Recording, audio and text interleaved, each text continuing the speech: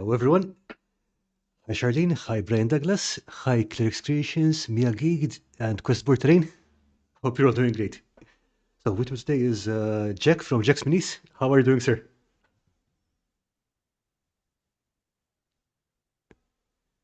Okay, Jack, can you hear me? I'm good. There's quite a delay on the feed though. Yeah, okay, I guess so. Happens. We had a couple of minor issues earlier, but hopefully everything will be smooth from now on. So, would you like to start by telling us a bit about yourself and how you got into hobbying and crafting?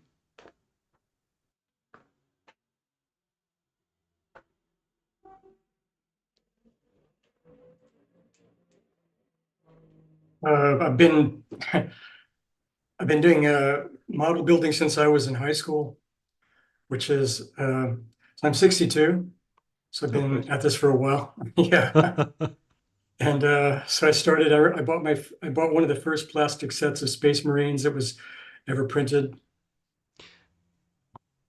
Yeah, that would be in the Uh, 80s, I guess, yeah? yeah. Oh, nice. So I've been in the game for a while, but like I didn't actually. I did a lot of things in between. I would describe my life as a constant process of reinvention. Um, so when I started work as a like working on my own, I was a cartographer. I drew maps. Oh, all right. I sat at a desk and I drew maps. The phone company would send us blueprints of the area that had been surveyed. We would take that information, put it on, engrave it on negatives, and we would publish maps in four colors. Oh, all right. So I worked for a small company that published street maps, and that's how I got started. I was a cartographer. Okay, when I saw your, the designs you did for your models, especially the steampunk affair, I figured you had some work, done some work in graphics or in engineering before, because those were crisp. Yeah, so I when I was in high school, I took a drafting class, and my drafting instructor is the one that sent me to the cartography company All right. because I was so good at drafting. So went there. I mean, this is long-winded, but I really want to tell the story because it shows how much change I've Please seen go over the ahead. course of my life. So I went to the cartography company, then I went to a drafting and engineering company. I sat at a desk. I had pens that I had to fill with ink, and all the pens had different sizes. Um, and then and then I joined the Marine Corps because I was bored with what I was doing. Oh, And so I did two enlistments in the Marines, and I'm a Desert Storm veteran. I started my first enlistment in the motor pool. Uh, at the end of my second enlistment, they were shorthanded in the air wing, so I took the aptitude test and said, "Hey, you're in," as if anybody's going to fail that test. You know, they just have to fill slots. Everyone's going to pass. So my second enlistment, I went to the air wing. I went to helicopter school and I became a helicopter mechanic. oh, all right. And 5 months after I re-enlisted was Desert Storm. So I was in country in Kuwait. Was on a ship tooling around the desert, in the Persian Gulf for a while. And then I came back to my duty station was actually Alameda, California. And so in 93, I was honorably discharged from the Marine Corps. I went back home to Texas, and then I came back out here and I went to art school. Okay. So, went from the military, and 3 months later, I was in art school. So it was just like complete 180-degree turn. And when I started art school, there was no such thing as like a computer program, right? Like computer graphics, all that stuff came online while I was in school. I got like my last couple of years was the official computer graphics department was established. That was in 96. Uh, and, and here we are in the age of AI. Yeah.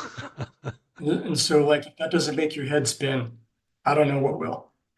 And so now there are kids that are growing up in this media rich environment that have no idea what it was like to have a telephone you hung on the wall and had a cord, you know. So good luck to them. Good luck. Yeah. Okay. First of all, that's a hell of a journey. It's There's a lot to unpack there. oh yeah, absolutely. But yeah, since So you how did I get started? It was always kind of a hobby. When I went to art school, I thought I was going to be an illustrator, but my temperament is such that I really have a hard time working for people. Mhm. I'm not a good employee. Uh, it's not that I don't mind being told what to do. I don't always listen. You know, so maybe I'll follow the instructions, maybe I won't. Yeah, So I'm guessing you're the kind of person who gets a Lego set, takes the instructions, throws it away, and then builds something else. Yeah.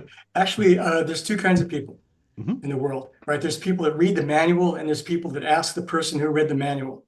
I'm the per I'm the person that reads the manual, right? Okay. My wife is the person who asks me if Okay. I read the manual. So it kind of works out. Yeah, that's fair. But no, I'm actually very meticulous that way. I read the manual first. I want to get all the information that I can before I start something, and then I proceed.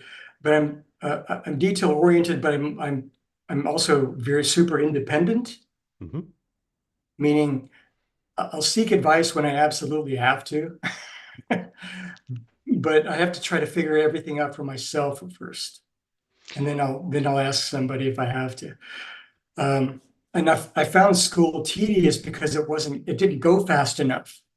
Like we're always moving at the pace of the slowest person in the class. Okay. And so I would get bored quickly. I like, this is not interesting to me. And I would start thinking about other things. And I would start daydreaming in class. So people thought I was a poor student, but I was just waiting for the next part of the instruction. And, you know, and so I don't know what this is about my personality. Like I'm simultaneously patient for the things I'm interested in, and I have no patience for shit that I'm not interested in. Yeah, that's fair. I mean, And so it's very kind of like almost a bipolar kind of attention existence. Uh, but so it makes me a decent modeler, but not a good employee. yeah, that's fair enough. But So what you just mentioned now about class made me think of the video where you're making your Temple of Light, yeah, because you were absolutely meticulous when you were cutting those windows and stuff, taking it super slowly, very yeah, carefully, and I can understand that yeah, because okay, you're enjoying doing, you want to do that, you're enjoying that, you're going to take as much time as you need. But then yeah. if you're just stuck there doing nothing, it's like, Well, there's nuances to the experience of creating something. mhm. And for me, there's a meditation aspect of of taking the time. And there was a moment of like, why did I choose to do this way? And, and why did I make this so intricate and complicated? But there's also at that moment of like, why am I doing this? There's also a moment of surrender. You surrender to the process. Like, this is just going to take the time that it takes, and I'm not going to rush it. I'm not going to cut corners. I'm not going to be impatient because it will affect the outcome of the project. Let me And bring that up so, while we're talking about that because that is an absolutely beautiful piece. yeah. And thank you. I appreciate that. And so there were three other versions of this project Oh, that were unsuccessful. And that's the other thing. Is like when you see what I finally came up with, you don't see the parts or the versions of it that I tossed aside because they weren't working. And so for me, it's just this challenge is to visualize something and then like bring that vision to life, even if it's unsuccessful the second and third and even fourth time. I've torn projects completely apart, started over. So those are the parts that don't get into the video because I don't know what would be the point of when one of my friends said, you should show the stuff that doesn't work. I'm like, okay, why would I do that? Um, okay. I'm in two minds about it because prototyping and building stuff is definitely part of the process. But at the end of the day, you only want to show the things that worked. But on the other hand, I find that videos where okay, I tried doing this thing, it didn't quite work, but I was able to save it by doing this. Yeah, But yeah, totally prototyping and throwing the thing away. It's like yeah, it's a step along the way, but it's not necessarily a step that everyone would have to go through. yeah. Well, what you say about prototyping, there are prototypes of some of the projects. The Temple of Peace was one that there was a lot of wasted material before I finally got to this point. But the thing is, like, also as people that are creating content for YouTube, we have to keep the videos within a certain time limit. And my videos could be 2 hours of like the first hour is me making all the things that didn't work, but I don't know how engaging that is for a person. We live in the age of short attention span theater, where Yeah. people aren't, on one hand, like they're interested, but they're also impatient.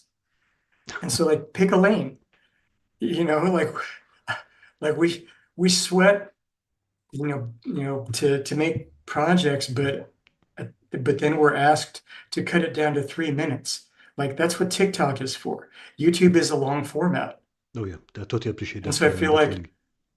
right. And so I feel like if you're on YouTube, you're here for the long format. Take your time, settle in, take in what the person is trying to offer. Yeah, I do And find it very frustrating when you find super compressed videos because it's like, okay, but how did you do that specific thing? Just you've got you can take yeah, the time, explain things in detail, and right. yeah, but sometimes they just, oh yeah, and then I did this. It's like, how? Yeah. Well, that's the thing about, I've done 20 videos so far, and I'm part of the struggle is deciding as a content creator, uh, because I'm not offering tutorials, actually. I'm Hmm. not I'm not a tutorial channel. I'm simply showing some of my process.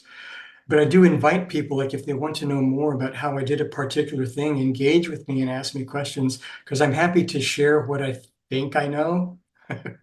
Oh, I think you And if I definitely know can, a few things. but I want to share that with people if they have an interest in it, but I can't predict what might light somebody up, Mm. what will spark their interest. So what I've started doing now in my most recent videos is I'll record the beginning of something, and then I'll record the end of it, but I skip all the stuff in the middle. So I start cutting on something, I show it when it's finished cutting, and that's all I need to provide. I think that works, but it's hard to measure success on YouTube. Like, we're always trying to outguess the algorithm, and I feel like that's a downward spiral. You can only like you can only be true to your craft, and you can only respect the people that come and hang out with you. The algorithm is bullshit. YouTube just wants to sell ads on your content. That's all they want to do. They don't give a shit what you're saying, Pretty much, right? yeah. Yeah. So hang on a sec. Yeah, take your time. Okay, in the meantime, hi Dungeons and Chronics. And yeah, Dungeons and Chronics and Questboard Trainer saying that that was amazing and beautiful on so many levels.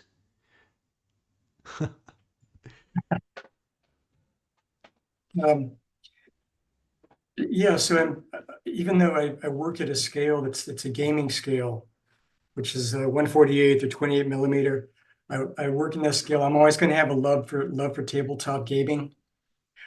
Um, the stuff that I build are what I call them art pieces, but you could definitely play with them if you wanted to. So for me, that's kind of an important thing to convey. Like, it's stuff for a display. It's meant to be displayed, but if you wanted to, you could take your minis and totally make a town out of all the stuff. And then maybe that one day that will happen. I hope.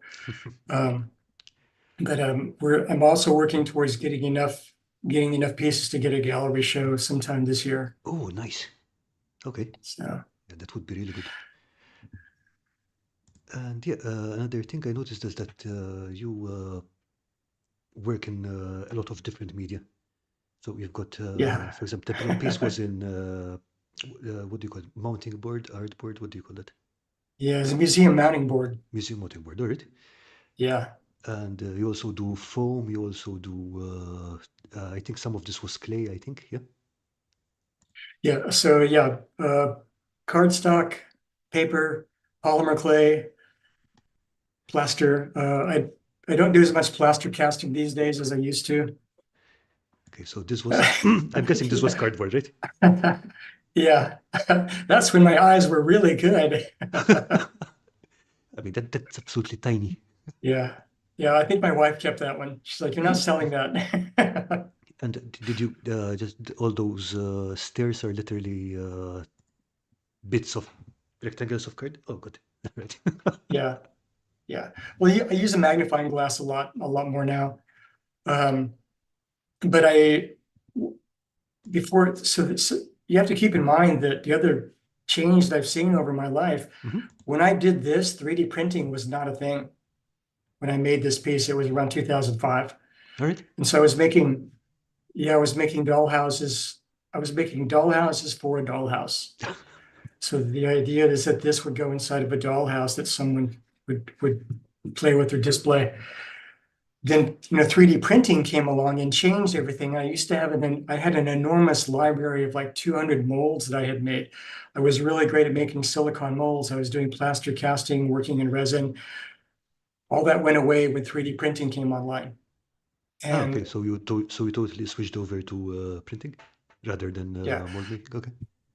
yeah. So when 3D printing became a thing, then I taught myself how to do 3D modeling. And these are That some wasn't of. around. Yeah. All right. So these are 3D. These are 3D printed. Okay. And you're also doing your own design, and I guess so, yeah, because I think some of the Um, stuff. yeah, I do some of my own stuff too. The figure on the left is from a Ralph Bakshi film called Wizards from 1977. Okay. And the figure on the right is was inspired by Brian Froud. By sorry, didn't catch it. Brian Froud.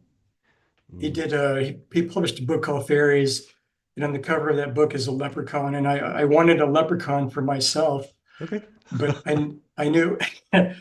So what I ended up doing, I could have made this. I could have made it out of polymer clay, which would be time consuming, which is fine. It's okay to take time to do things. But when I 3D modeled it, I printed it, I painted up a bunch of versions, and I gave them out as gifts to my family and friends. All right.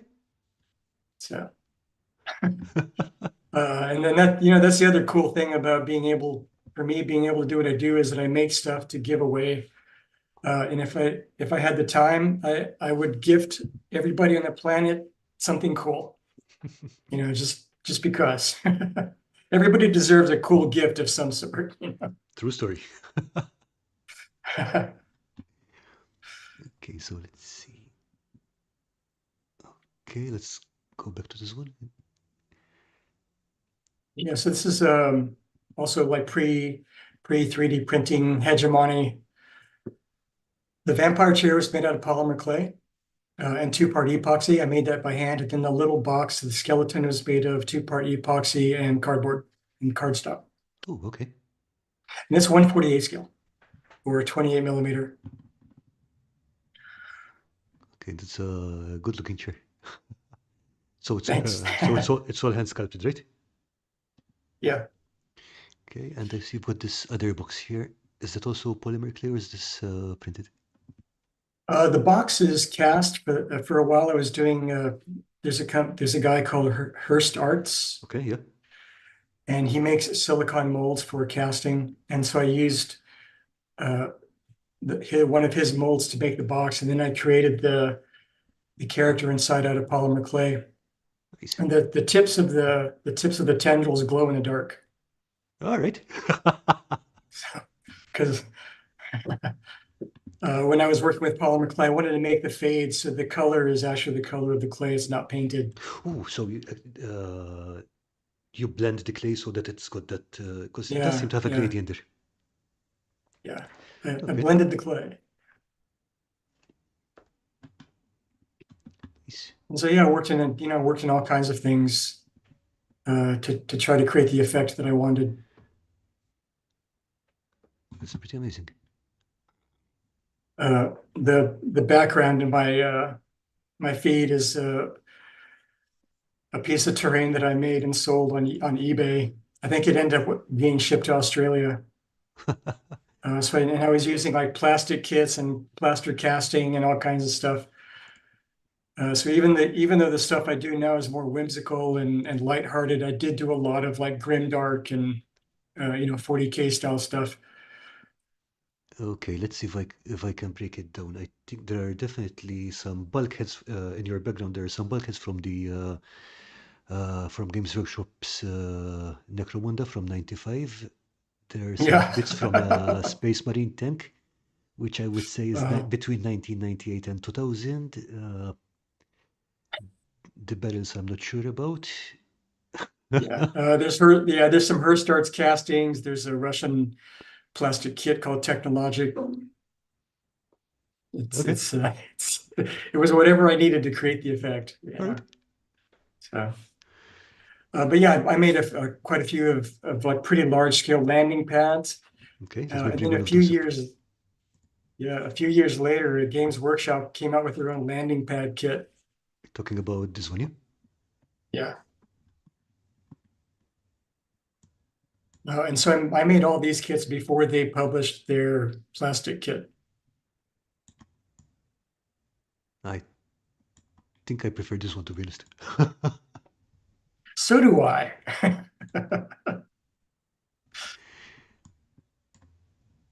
Right? Oh, But and yeah, it was sorry, go ahead. no, I was saying Red Space Marines, you're clearly a man of taste. All Space Marines Yeah. should be red. Okay, Well, when I was in the Marines, I was playing with Space Marines, so it's a little bit meta. I okay. used to when I lived in the barracks, we had a common room with a pool table, and we used to take over the pool table and play Space Marine battles on the pool table. Okay. So that's didn't anyone kind of complain about not having the pool table or anything? A couple of times, a little bit of tension there. And then I invited them to come play Space Marines, and it worked out fine. Okay, I can see this working. You know, a different landing pad. Nice. And so the base of that model is just a piece of styrofoam packing material that I had found and salvaged as terrain material. Nice. What are And these knobs here? Because you seem to be using them both in this one and the other one. And those there were details on the plastic kit. There were lights, all right. and so I shaved them off. I cut them off. I made a mold of it, and I repeated the pattern. Okay.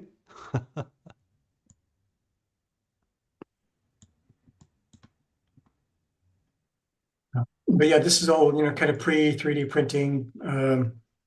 Also, when I was really teaching myself how to do making molds and doing casting. So it's been quite a journey from picking up trash and repurposing styrofoam packing material to 3D printing. Yeah, I can imagine. Yeah. But I think you're still using a combination of, both 3D printing and, trash bashing and putting stuff together. It's not either Well, one or the other. I pretty much don't do any trash bashing specifically. My observations about trash bashing is that by the time you put enough stuff on the thing that you trash bashed, you don't know what it was originally anyway. So you might as well just start with paper and cut the paper to size. Okay. But yeah, but the thing is, I live in a very low trash household, so I don't have enough materials to do some good Fair. trash Okay. bashing. Okay. Oh, let's see. So, Brian Douglas says, for my bachelor party, Jack as my best man set up a 16-hour 40K game. Okay, that must have been fun. I mean, like 16 hours. Whoa. Must have been a really big game. Yeah, I can only see you through the Zoom channel. I can't watch YouTube at the same time because there's too much of a lag. Yeah, So I don't know what's going through the chat. don't worry. I'll bring up any questions as they come up, so don't worry about flicking between screens. Okay.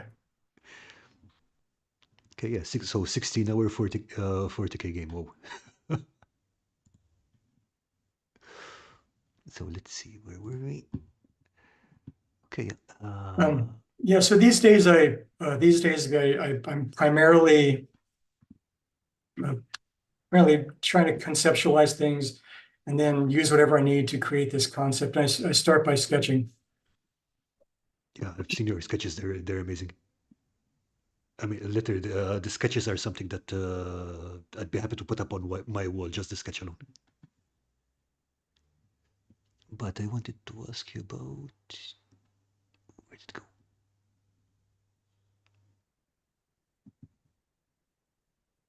I think it might have been this one.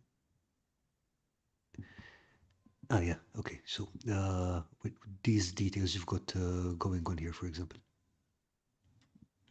are those casts or 3D prints or what exactly? Uh, this it's a mishmash. So actually, this is some legitimate trash bashing. Okay. So I picked up a piece of packing foam that I found on the sidewalk somewhere because it had an interesting shape. The dome is made of plaster. The little details are brass castings Oh, nice. that I made. Then I made molds of those brass castings and used. That's why I said at one time I had a whole library of molds that I used for different things. Whatever I thought was an interesting shape, I would make a mold of it. Uh, and then I would encrust the trash with all of these castings that I had made. The castle in the corner on the side is actually the bottom half of a Harry Potter chess set. Okay. So it, yeah, don't tell anyone it's copyright infringement. Okay. But it was like I said at one time, I had a cabinet full of silicone molds. So over the pandemic, I did a little bit of what's called Swedish death cleaning, Okay. and I got rid of all of that stuff. I had bags of plaster, Oh, molds everywhere. I had boxes and boxes of castings that I had already made. And so when I wanted to work on a project, I would just pull all these boxes out and kind of cherry pick stuff that I thought would go into a project. But it took up a lot of space. It was an enormous, it was almost like a hoarding sickness. And I had to finally just cut the strings. And for me, it was on one hand, every now and then I like, oh, I shouldn't have gotten rid of that. But it also actually moved me in a different direction, which what's is this? like design and execute the design. And not relying on this library of stuff that I had because Oh, okay. in one ways it sort of locked me into this cul-de-sac of stuff that I had already made. Huh, Well, that what makes if I sense. didn't have these things? If I didn't have this library or this collection, these huge collections of castings, what would I make? And that's what kind of pushed me into the other direction that I'm in now. And so that's in other videos I had described what I do now is kind of this Zen garden approach to making something, which is like you start with nothing, you have an empty desk. How do you begin to make this next project? And so that's why it begins with sketching. I have sketchbooks full of drawings. I want to put those sketchbooks up where people can look at them, but I haven't decided if it should be on Patreon or Discord. But I want to share that stuff. Yeah, this makes sense. Because just thinking about it, it's like if you have the pieces, you're kind of saying, okay, what can I make with these pieces versus uh, Yeah, what can I make in general? Yeah, okay, that think. yeah. Like that's why I understand the appeal of channels that do trash bashing. But it really is incumbent on having a huge collection of stuff. Good point. Yeah. And over time you might use 10, 15% of that stuff. The rest of the time it's just clutter in your house, you know. Yeah, I mean, I've still got a horror of throwing away pieces and things because, it's got an interesting shape. I'll probably use it someday. Yeah, And I mean, 20 years later, it's still in there. Yeah. yeah, I've been that guy. I collected mountains of trash, just tons of stuff. And the other thing that I don't know if everyone has this experience. I could spend 2 hours just picking through shapes.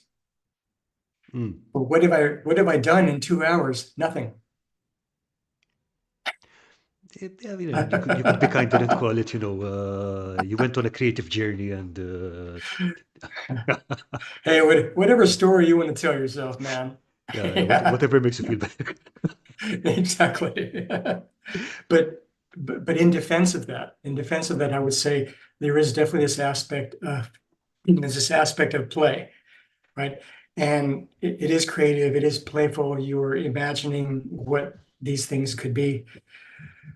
Uh, where I'm at with it now is like I don't have the luxury of keeping a bunch of stuff anymore. Mhm. I really have to apply my my creative powers to make pieces now, rather than waiting for the right piece to come along now.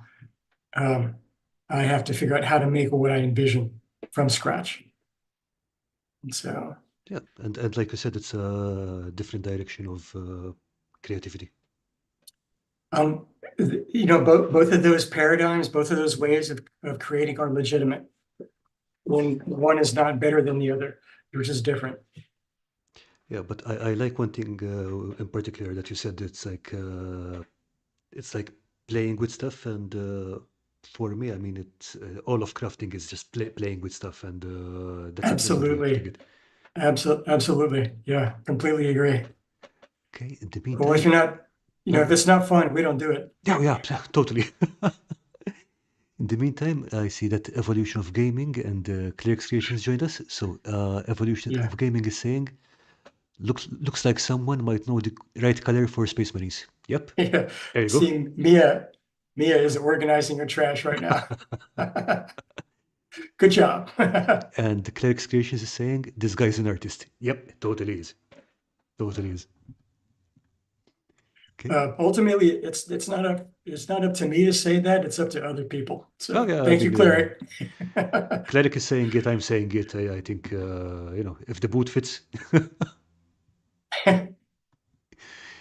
Okay, let's Yeah. see. This Um, one. but I also the other thing that I'm doing, that's actually that's a casting, that's polymer clay and paper. All right. So again, So you've the got all little sorts of things going in there. Yeah, that's the one that my wife kept. She's like, you're not selling that one either.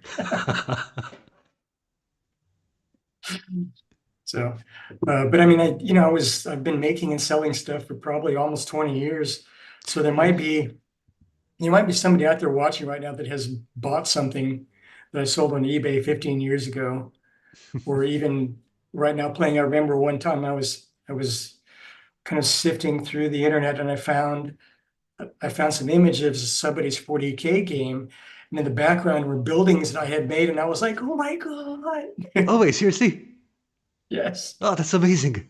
it was like one of the first. I had made some Eldar Fortress pieces, and like there they were in the background, and these guys had laid out this huge, like epic scale, but at 28 millimeters. So they had these enormous, like 4 foot tall. Whoa. They Okay. they were doing epic scale battle in it was like in a school gymnasium or something. All right. And so it's Yeah, very no, gratifying to see my buildings in the background. no kidding. I mean, that's it's amazing. Yeah. Okay, let's see. Anyway, David Roche is saying, hello all, I've been listening in the background for a while. Love Jack's work. David is the man. And you guys are being really nice to me, and I totally appreciate that. I feel that. okay, Cosborterain is saying your wife has good taste, and In miniatures, anyway. I don't know about men. yeah, come on. Okay, and Cosborterain is also asking, do you sell primarily for gamers, or is there a larger audience for your work? Um, yes. Okay, meaning? So, I don't, right now, I don't know who my audience is actually. And so I don't mean this to be like facetious or anything, but I could make myself crazy trying to find out who is my audience. Like, I Yeah. don't know. I literally don't know. Um, I a good day for me is if somebody looks at something I made and go, wow, that's really cool. Like that's as good as it gets right there. As far as I don't worry about selling because that kind of puts you in a different mindset of like, ooh, what am I going to make that's going to sell? And right away it poisons the well of creativity, Ah, I get you. Okay. right? So what am I going to make that's interesting and fun and challenging to build? And then everything else kind of grows out of that once you kind of rephrase the question. So do I make miniatures for gamers or a larger audience? The answer is yes. Okay, I see what you mean. So basically, you build mainly to build, and then selling is a side effect that might happen, might not happen. Okay. Yeah, right now for me, selling is secondary because, like I said, it puts you in this capitalist mindset, you It, know. it's very. I think it also runs counter to the way you design stuff because let's face it. I mean, if you were building to sell, you'd be okay. I don't know. Landing pads sell well, so I'm going to build 6,000 landing pads, and I'm pretty sure it'd be E- like, Exactly. Yeah. And I have, when I look, I have an album that I kept of things that I had made, and I've done 6 versions of these like super elaborate landing pads, and each one of them took about 2 or 3 months to put oh, together. right. I sold them all. One of them I sold for like a few $100s, but it took so much time that I was literally working for about $2.50 an hour. Yeah, Like, I well, get is what you that feel. sustainable? It's not sustainable. And so there was a discussion that I was following the other day about like how much somebody was asking the question, how much should I charge for my work? And like if you're an artist, if you're a creator, you have skilled labor. It's skilled labor. Minimum wage for unskilled labor, and I don't like to use that word, is whatever it is in the area, it could be $15 an hour. That's the most you can expect to earn. But what if you're a skilled labor? Should it be $25 an hour? How many hours does it take you to create a project? So if you use that formula, most people are undercutting themselves by an enormous amount of money. Oh yeah, And so because people that are getting into the game are desperate to make money, they really undercut themselves. And when they undercut themselves, they actually undercut everyone else, but they're also struggling. And so there's this experience of like, well, I need to work for cheap if I want to get establish myself. But then people that are paying this low rate then expect to pay that rate for everything that comes after. that makes sense. Yeah. And so it kind of feeds on itself. So even if you're just getting into the game, don't undercut yourself. Understand that what you're selling is skilled labor and price accordingly. Yeah, I mean, I understand we're not talking art gallery prices, but that is a fair point. Yeah, yeah. I don't make pieces with the expectation that I'm going to sell anything, but right now I'm making pieces with the expectation that I'm going to do a gallery show, Okay. and that's as far as I've thought it out. Does that change your design process? I mean, sorry, between It actually does. It kind of liberated me because now I'm not making something with the idea of like I've got to make something that's going to sell, and or and even so something that I'm even if is it also different from something? Okay, this is something that will look cool on my gaming table, for example. yeah, yeah, and so it's all about the cool factor. And so for me, where I'm at right now, because I've definitely done my share of grim dark Hmm. stuff. Like if I have to uh, if I have to dry brush another black primer mini, just kill me. Just kill me. So, so I want to, what I'm struggling with right now as a modeler, it's like there has to be a way of creating realism with like brightly colored buildings that aren't ruined, like Mordheim. Hmm. You know, Mordheim is big, but like once you figure out how to do Mordheim, it's a one-trick pony. Yeah, pretty much. Yeah. Every ruined building looks like every ruined building. But what if you have a building that's not ruined? It's a little bit run down. It's lived in, but it's not ruined. Then what does that look like? And so it's a different sensibility. But I feel like people can also take that too far. There's some artists that I follow on Instagram where like I really have a hard time figuring out who's going to pay $400 for an intricately detailed replica of a dumpster, Say what? a An actual trash dumpster dumpster, for an $400. intricately detailed, like small, 148 scale dumpster with garbage in it, leaking junk. I mean, is it made of solid gold or And something? like, well, I don't understand how you even arrive at a place where I'm gonna reproduce a dumpster full of trash.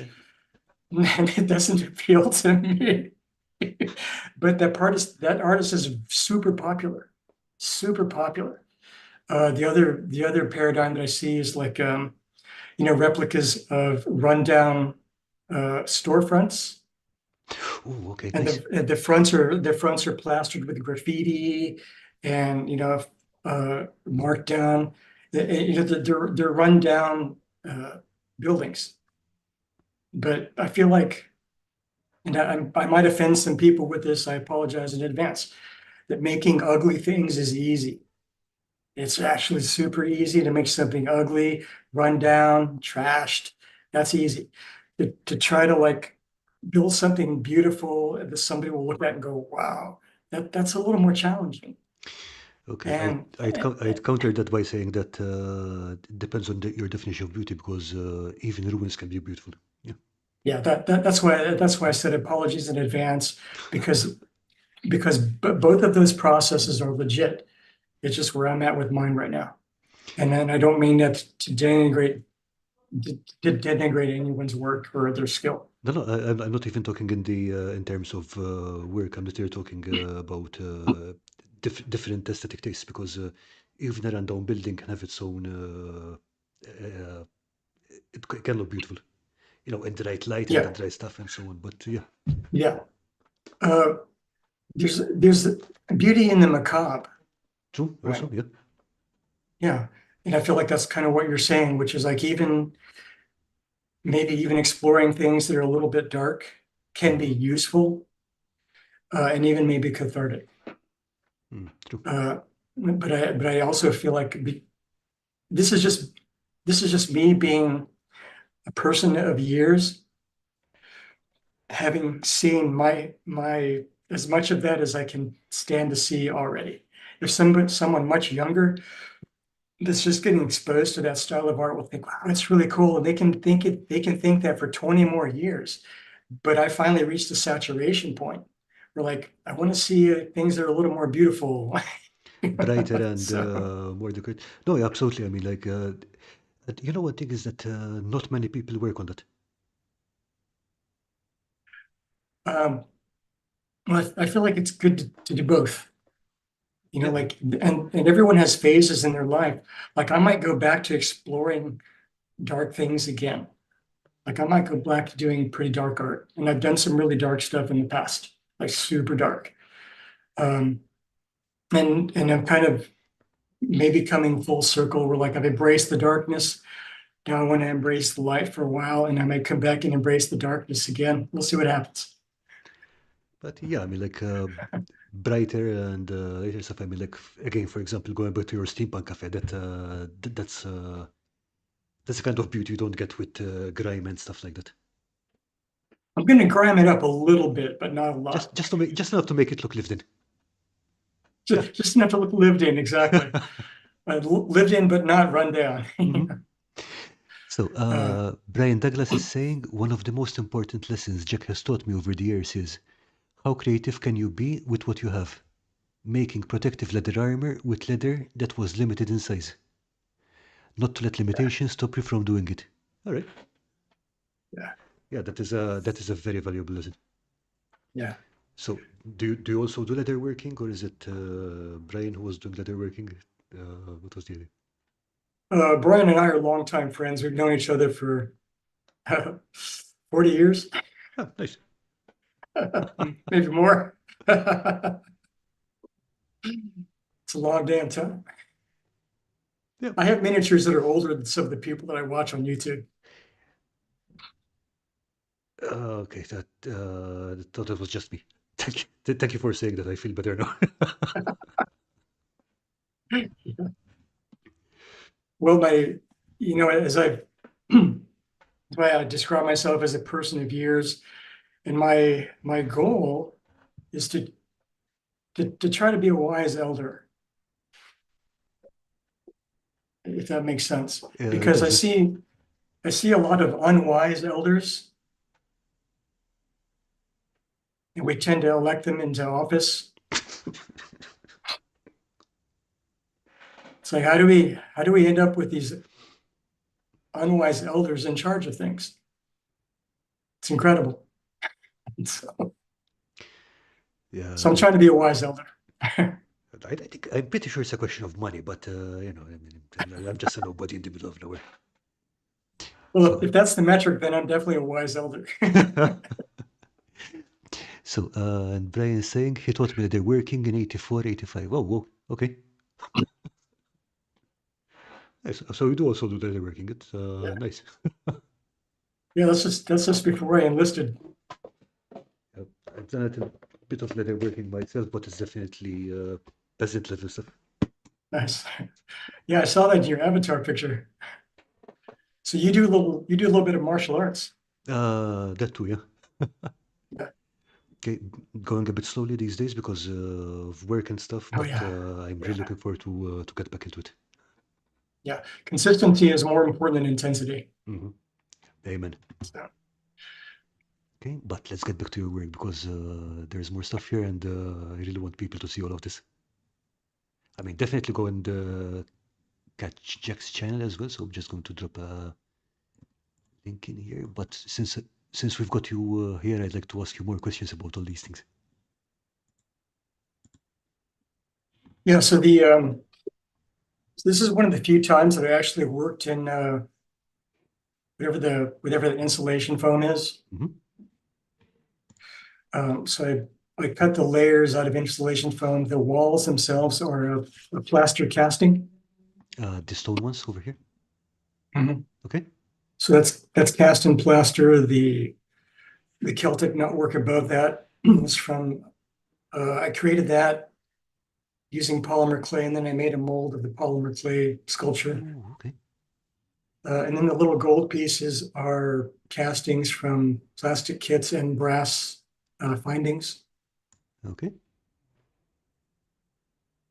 And the door is from a Hearst Arts mold. And then I recast the shields from a dwarfing kit. I got Don't it. tell anybody. Okay. Yeah. Shh. I Yep. I know exactly which kid, but I'm not saying. know, right? Big secret. Games Workshop is looking for me. But with that particular one, when I was thinking of like what would a dwarf fortress be, Hmm. the doorway is angled to the side so that you can't get a battering ram inside. Yeah, that's just a good idea in general. Yeah. So rather than putting the door angled out where you can angle it, I just turned it 90 degrees so there's no way to get a battering ram into the door. That's a thing. So That's a thing I do probably more often than is healthy. It's like, okay, what would a fortress look like if it, if flying creatures were a thing? What if, what it look like if magic was a thing? I, yeah, I probably spent a bit too much time thinking about it. But it's not. nah, there's no such thing as spending too much time thinking about imaginary stuff. So, Dungeons and Chronicles is saying, love the layers. So probably over time, like I feel like that's one of the most useful techniques is being able to layer stuff Hmm. to create depth and to create depth and detail. Makes sense. Yeah. Um,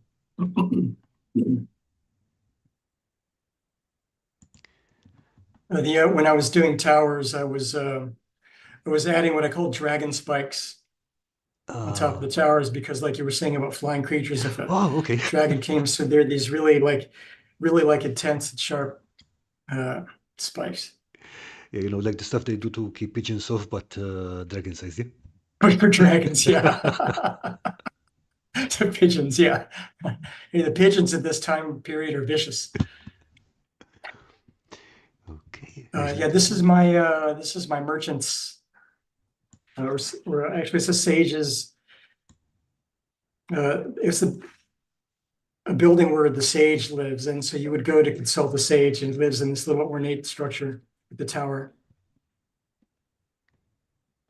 Okay, again, And got some. that's a mishmash of like uh, castings from brass findings, uh, other miniatures, plaster. The base of it is a piece of styrofoam, Okay. styrofoam trash, repurposing trash. Yeah, I mean, styrofoam was fantastic. Yeah. So my other, like when I was in my hoarding phase, I would find pieces of styrofoam in trash cans and I would pull them out and bring them home. So I had this huge collection of styrofoam, and I had to get rid of that too. I didn't have to. I chose to. I chose to get rid of it. I mean, at some point, too much is too much. But again, yeah, like I It said, was too much. yeah, Yeah. like I said, I usually even save the scraps, but I only keep up to about 2 bags full at any time. But yeah, Yeah. I can see it getting out of hand. But when you, what I was saying is like when you deconstruct all of these shapes, they're basically flat pieces. Hmm. And if all you're doing is making flat pieces, you don't need the foam. You just need the idea of the shape. Hmm. Um, and so, so on this piece, the dragon outline is something that I made out of polymer clay and I glued it on. But you can see a lot of layering going on here. Yeah, I mean, if, where it goes over and under, and you've got the whole knotwork kind of thing going. Yeah. Yeah, I had a lot of fun with that one. I have a lot of fondness for that particular one. So this was when I made this, it was modular. You could open it up and play on the layers underneath. So all the top layers would come apart. Okay.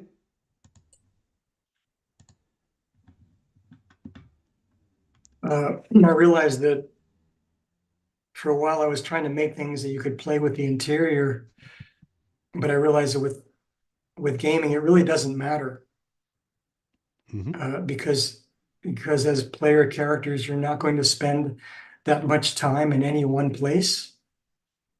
So there's no reason to detail an interior of a building because you're only going to need it for one or two adventures, and then those players may never go back to that spot again. Yeah, good point.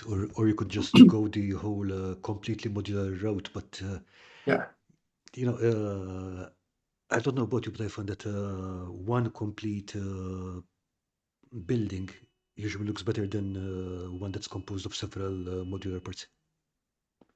agreed. Yeah, yeah. And the other, if you're doing a dungeon crawl, it can be really fun to have that, but you have to have modular pieces for dungeon crawls because you're always going to change it a little bit. Hmm. But when we played, we always had to. We couldn't just leave it out. We didn't have the luxury of leaving the dungeon out for a month because you had to eat. The family's got to use the room, Yeah, and then we had to try to reconstruct the dungeon from the last time, and it was never going to be accurate. yeah. Plus, I mean, Uh, it depends on the dungeon because if it's a home roof written with 5 or 6 rooms, no problem. yeah, If yeah. you've got something like White Plume Mountain, you need a warehouse to lay it out. Right. Well, usually, we ultimately just defaulted to having the roll up mat, Hmm. and so you could roll up the mat, and it stays the same. You just unroll it for the next game, and a month could go by, and you can just pick up where you left off. Um, but I am going to detail the interior of the steampunk coffee shop. Ooh, So we're going to have there's going to be a steam powered robot that dispenses espresso drinks. all right. Okay, that So sounds like fun. Okay, let's see what is landing pad. We've seen this before. Oh, okay, this one. I really like the cartoon effect on the leaves. so the leaves are polymer clay. I purchased those from another artist, and I incorporated those into this project. And the tree is made of two-part polymer clay that I built up over an armature. And this is another one that my wife kept. She's like, "You're not selling that one." So she has a little collection of stuff. Yeah, but I agree with Quiz Bertrand. Your wife does have excellent taste. Okay, I think we talked about this one earlier, but yeah, it still looks awesome. Yeah. Oh, okay. This is a massive gate kind of thing. Yes, this is the my Arc de Triomphe for the 40K universe. And it got shipped overseas and it got smushed in the shipping. Oh no! Seriously? Yeah. Fortunately, only it was like only one corner of it that got smushed, and the person said, "Hey, a few of the pieces broke off." So I recast the corner pieces and sent those to him. All right. So hopefully he was able to put it back together. It was only a little bit of damage, Okay. not a lot, but still, Glad to hear it's that. yeah, yeah. So, Um, what have you got? Is this like yeah. cards So or foam? the bottom pieces are castings and Mm-hmm. plaster. The curved pieces are foam core that I scored and bent. Okay, yeah, I think I can see the curving there. All right. And then the sides are foam core. The trim is just layering of cardstock. This one over here. The eagle, Okay. that's just layers of cardstock. The eagle is a thin piece of uh, XPS foam, All right. just layered up. Aha. And then the top is castings. The trim at the top is castings from her starts. Okay, and I see that you've also used a little piece to hide the joints over there, yeah? Yeah, yeah, Nice. yep. You got And to know how to hide those sins. yeah, I mean, the joints on any on corners and stuff are most of the time. I think that's what breaks the immersion of the piece most. So yeah, finding Yeah, tricks to hide them is always great. yeah. Well, with this a similar technique when we do trash bashing. Hmm. We want to hide the joints, hide the seams. We put another piece on top. Yep, Yep. works every time. Okay, Yeah, this is a modular piece that it was a crypt, and the doors open and close. You can lift off the top and play in the interior. And I donated this piece to my local game store. I know you've done a recent video about making hinges. Did you use the same technique here, or is it something else? Yep, still a little bit of wire, Nice. and uh, I don't know. I don't even know what drives me to do this, other than when I imagine myself in these little pieces. I imagine going in and out, and of course the doors have to open. I can't teleport in.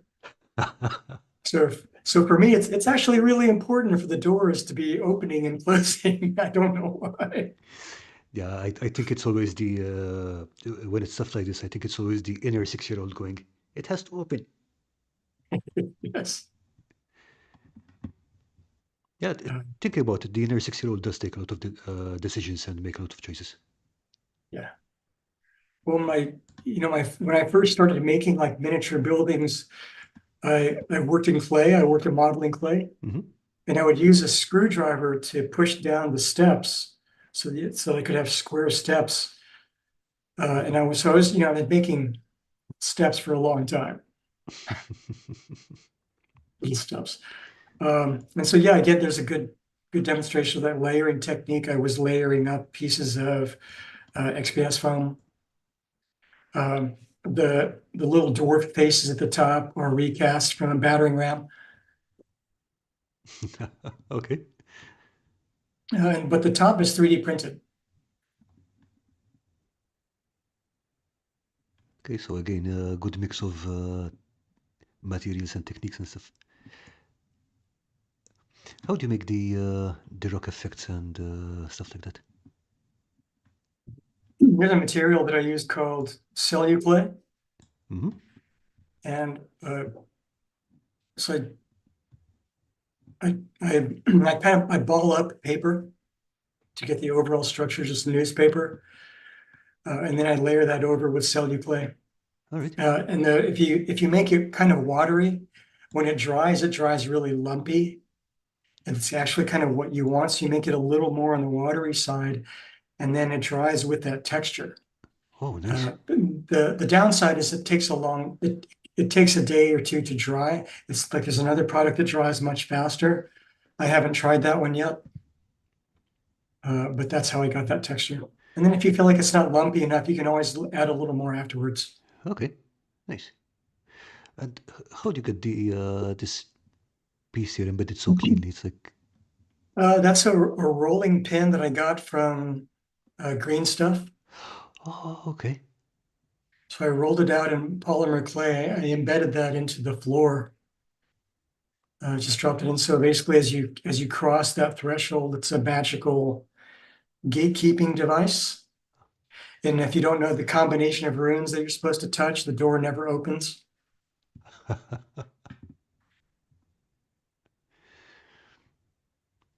You know, one thing I like about your videos, apart from the art, obviously, is that you always come up with these. I don't know what you call them, like backstories for the pieces.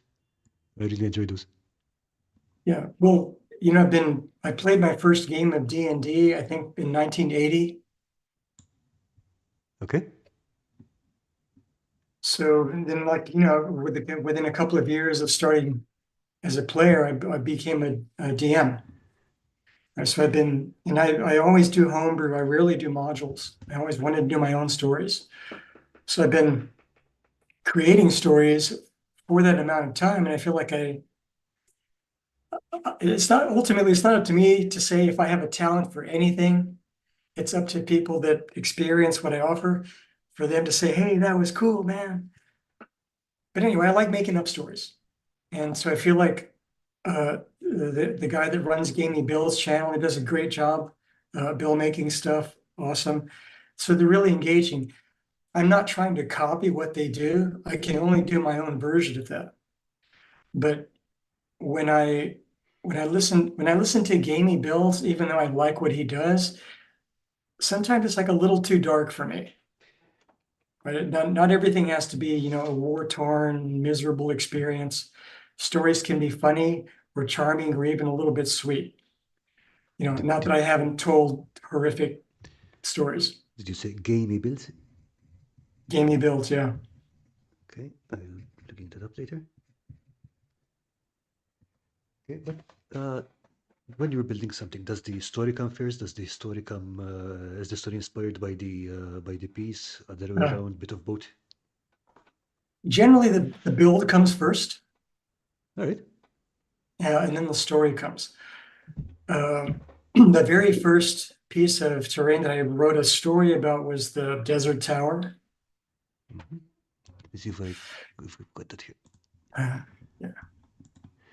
Desert Tower. I think we did, yeah.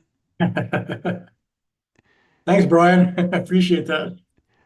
Yeah, Brian's saying that you're the best DM head in 4 to 5 years, so Yeah. that must be good. Yeah, he's my agent.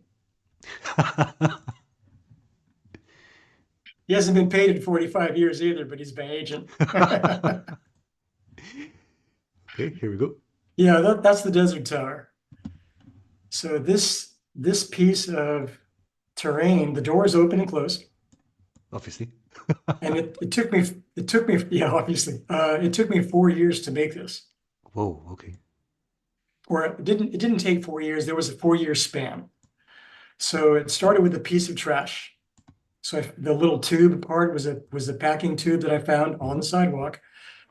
And then the first floor was a piece of trash that I had found. And so I put them together. It took me 4 years to figure out what to do with the rest of it. And so it's a combination of polymer clay. The little columns in the front are polymer clay. Hmm. The railings on the top are castings and paper. The railing on the very back is 3D printed. Okay. So because in between starting it and finishing it, I had to teach myself 3D printing or 3D modeling. The windows are also 3D printed, and the reason it took me so long was because I knew what I wanted the window to look like. I just didn't have the patience to cut out all those little bits, so I wanted to 3D print them. But to 3D print them, I had to teach myself 3D modeling. Oh, okay. And so it took 4 years for that evolution. And then once I got to that point, then I realized I wanted it to have lights. Okay, I So see. I did the lighting twice. I taught myself how to do lighting. I bought all the lights. I put the lights in, finished it, and then the lights failed at the second time I lit it up. Oh, So I tore it apart completely. I put string lights on the inside, which was not my first choice. But I tore it apart, put the string lights in, put it back together, and now it works. So now it works. oh, And the other thing is the lighting, the lighting aspect has become really important to me. I feel like that is like the one thing you can do to really bring a project to life is mhm. to be able to have a day version, a night version, because it's just super romantic. And then when I went to play with this stuff, I had set up the little characters on the balcony. So I had a table, I put a feast out, I put all of my little guys out, and they're like, woohoo, we're having a party. Yeah. It was really cool. Yeah. So go ahead. Sorry, I was going to say for lighting and electronic stuff, usually my go-to is David Rush from Terraintronics. Shout out to him. I know he's out there Yeah, in the yeah. chat, and I know I made him cry sometimes with the painter's tape to hold the circuits together. But we're getting there. You do what you have to. Oh, I see that the Plunder then has joined us. Happy birthday, man. Okay, and he's saying very cool tower, which yes, it is absolutely. And this is the first project that I wrote a story about. And so the story behind this project is that there's a retired adventurer named Dargus Brogus. And this is where he retired to. So during his wanderings of adventuring, this is like a typical D&D adventurer, he passed this spot early in his career and took note of it. When he was finally done with adventuring, he went back and found this abandoned tower and decided that he was going to live there. And within a couple of years of living there, people realized, hey, there's this cool guy who has this tower. And other people came and wanted to live next to him. So his goal of being able to live alone in privacy was thwarted by the how nice he had fixed up the tower. And so he took it in stride and said, well, okay, I'm going to open a tavern since all these people are coming to visit because I made such a nice tower. And so now he has a tavern. And over the years, there's an orc ogre hybrid that works for him, who is a master brewer. And so over time, there's this whole cast of characters that have come to live here because the tavern is actually really well known now. So late in the evening, when the sun is going down, Dargus and his work friend will go up into the top of the tower and share a drink and watch the sun go down over the mountain and just have a great time. So, it's a very like sweet story. There's no peril, Yep, there's it's no got a happy ending, danger. which is good. It's got a happy ending. So, and you know, like I said, I've told really macabre and evil stories in the past. You got put in my time, and now I can tell sweet stories if I want to. Yeah, I mean, takes all sorts. I mean, having just one story is not a very good thing. Hey, got a question. Is this these tiles on the balcony here? Is that a print or something? It's just a printout. Print out? Okay, nice. It's a good way of doing Yeah. that. It's a dollhouse technique. Um, I see a lot of people go through extraordinary effort to, people like scoring wood and scoring foam and making this extraordinarily exaggerated detail. You don't have to do that. You can just print out a piece of paper. It works the same. I, Nobody I, can I, tell. I was thinking about that for exactly the same reason because sometimes you just people doing stenciling and stuff, which are all valid techniques and super useful for other stuff. But for something like this, it might be a Yeah, bit much. yeah. So it's also a railroad modeling technique, but it depends on what you want out of it. If you need the wood to look distressed and old, you definitely want to score it Hmm. and use that technique.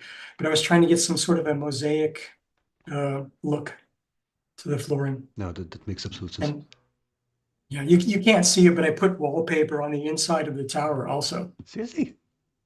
I mean, Yeah. I can see some stairs around here, but whoa, okay. Well, if you look past the wallpaper blends into the spiral of the window, but there's Ah, a okay. there's So a little bit of these thinner black lines are the wallpaper. yeah, Oh, okay. yeah. Uh, I mean, that's the kind of detail I love. and if you scroll up, the wood flooring on the inside of the first floor. Yeah, yeah, There's the I boards saw are that. also that's just a printout. Yeah, Seriously. Uh, All right. yeah. No, It's just a printout. I thought it was the visual pieces. I mean, that it worked really, And, really well. and so there's a time to like I said, these are like dollhouse and railroad modeling techniques. But for me, it's more important to because it also can give you a more polished look, something that looks a little less, it looks lived in, but it's not run Hmm. down. That's why these mosaic tiles can look a little more interesting. Okay, and this is the same one in a different lighting, yeah? Yeah, so you can see the stairwell on one side. Yeah.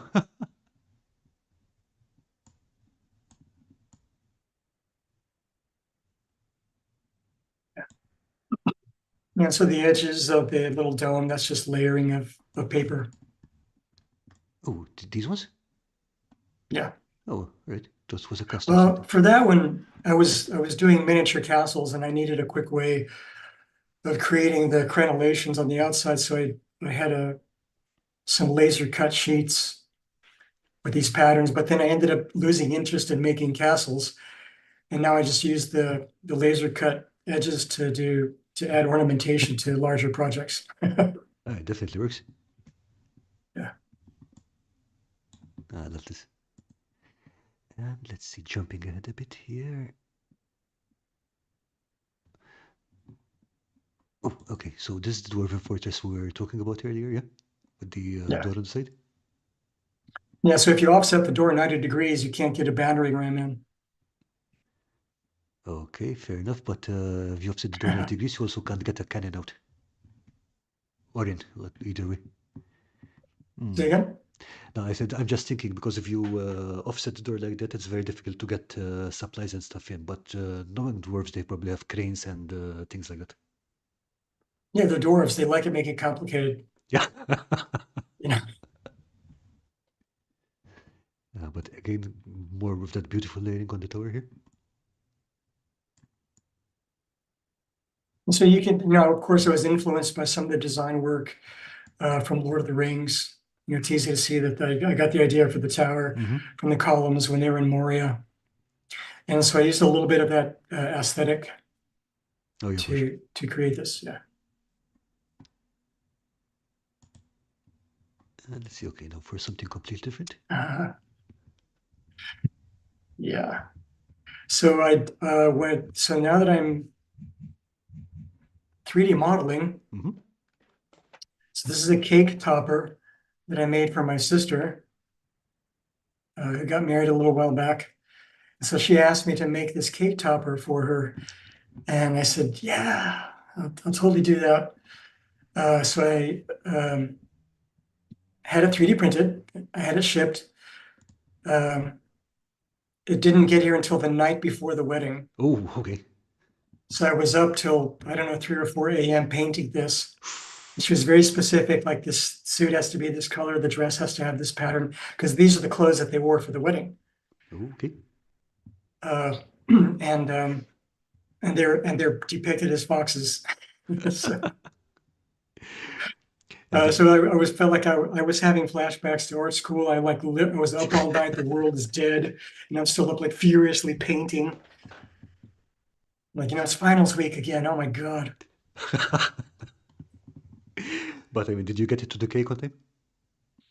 It did. Yeah, champion. Hey, there was no way this was not going to happen. When your sister asks you for something, you deliver. Yep.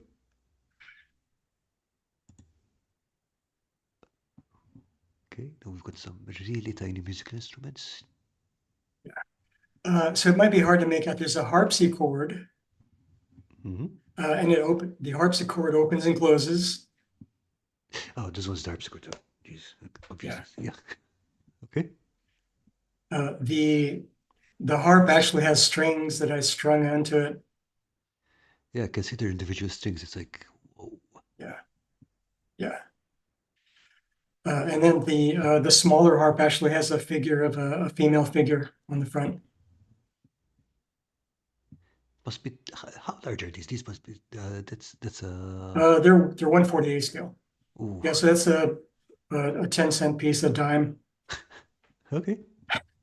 So how do you manage to get the strings up? Do you like work on one half and glue them in and then sandwich it, or Um, I made a jig with notches cut into it.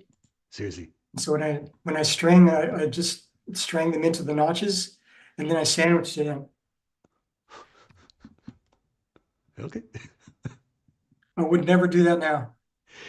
Yeah, I can. I think I understand why. I am I am so done. What about Like now, the?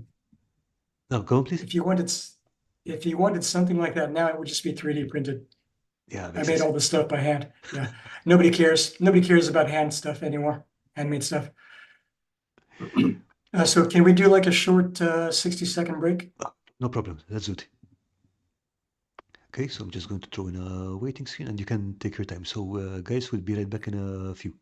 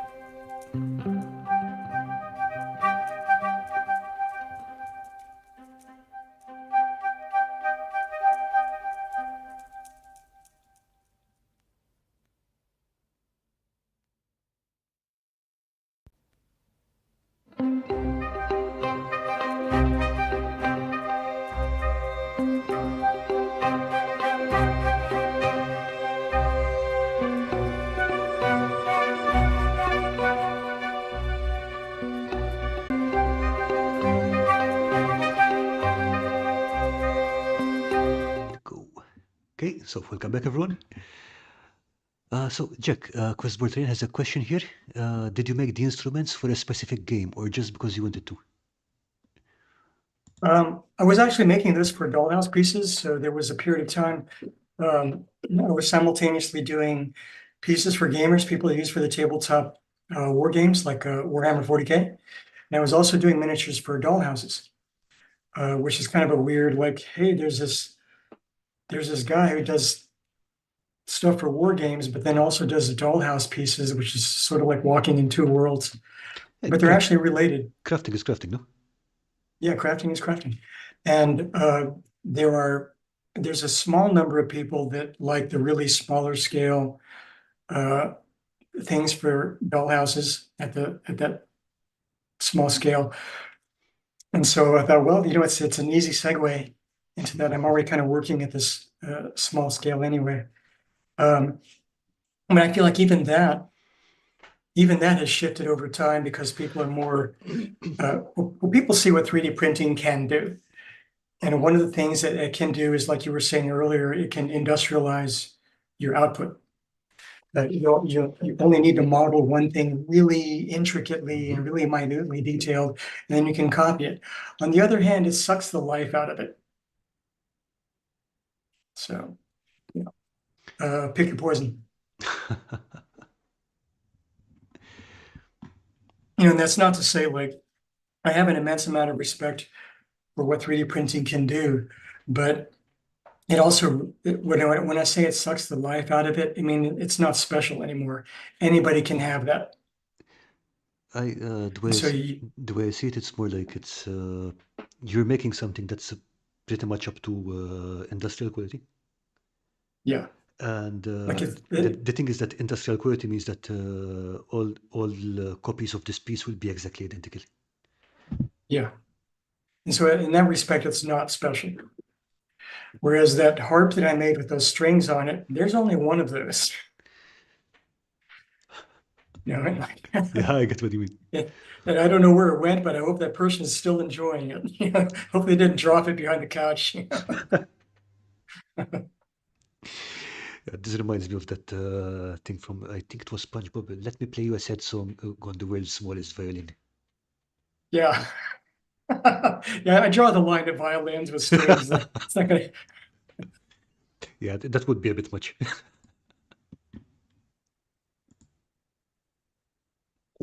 Ooh, okay. Here is a grumpy little guy. Yeah, so this is having said all that, you of course pulled up something that I had 3D printed. Hey, it was next in the list you sent me. Got me. The only saving grace is that I didn't release the STL file to the public. I kept that to myself. However, there's a coffee shop somewhere in Michigan called the Erie Cafe, Ooh. and there's a gargoyle on top of the over the doorway of that coffee shop, and it was like really really interesting looking. And so I was kind of like in this gargoyle phase. I was making gargoyles all over the place, and I thought I need that gargoyle. I need to have one, but I also wanted to be able to make copies of it. So I 3D modeled it, I printed it, I painted all the gargoyles, and then I gave those out as gifts too. So, I don't even have one for myself after I did all that. Oh. I didn't even keep one. I gave them all away. But on one hand, like that, it is nice to be able to give stuff to people. Just give it away. Have a cool thing. Have this piece of art. No strings attached. So in that respect, it does help me. And every now and then I'll go to someone's house and I'll see on the shelf like, oh, that's something that I painted for them, and that's very gratifying. Oh, Like in yeah. a selfish way, it's very gratifying. Okay, I see. Go for it Painting has joined us. Hi there. Yeah, I mean, the way I see it, 3D printing is personally, I don't think I would stop crafting just because I'm 3D printing stuff, but I think it would be so useful to make components. Yeah. Well, it's really I'm using it as a compliment to some of the things that I'm going to be doing now. For example, if you want to have a really intricate building detail, it's useful to be able to Hmm. reproduce certain elements. Like if you want to go like a really Baroque style, Yeah, that's when makes it sense. really shines. You know, you could make a sprue of column finials, for example. Then it's really good to have that. This particular project, my brother's wife wanted a replica of where she grew up. So she sent me a bunch of photos of the house. But the photos are of the house as it is now. So I think it might be abandoned. And so it was a little bit run down. So she sent me these photos and said, "Hey, can you reproduce this house?"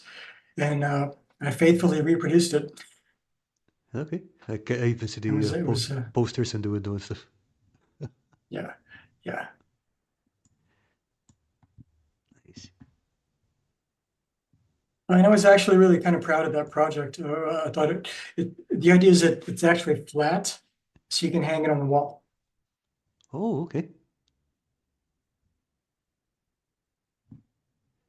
So is the base part of it, or so it hangs out like a little way out, or Yeah. So it's hard to see because it's a grainy picture, but there's dead grass. It's a mm-hmm. sidewalk. Yeah.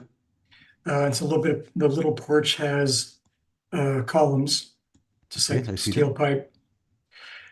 There's actually a screen on the door, and Oh, so it's okay. hard. There's a mesh, and then the windows are boarded up, and they have different things in them.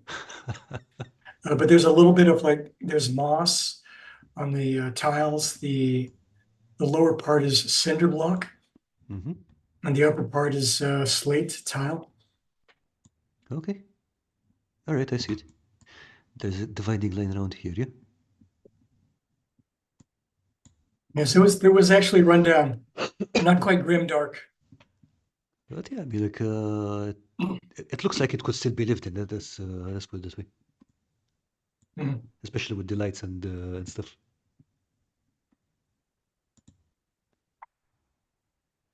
Oh, okay, this looks like fun. So one of my best friends, he's a doctor, and for his birthday, I custom made a wagon for him.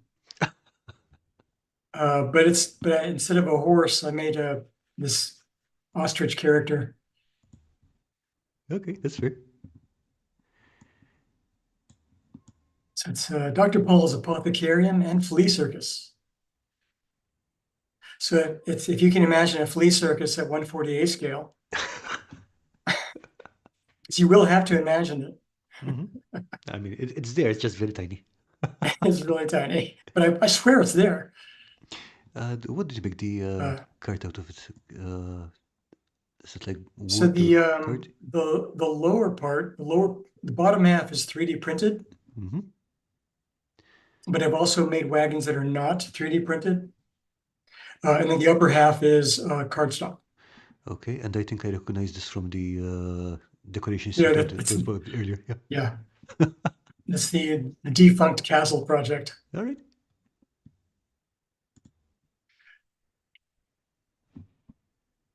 Okay. Yeah, and this is just like a straight up kit bash terrain piece for Warhammer 40K.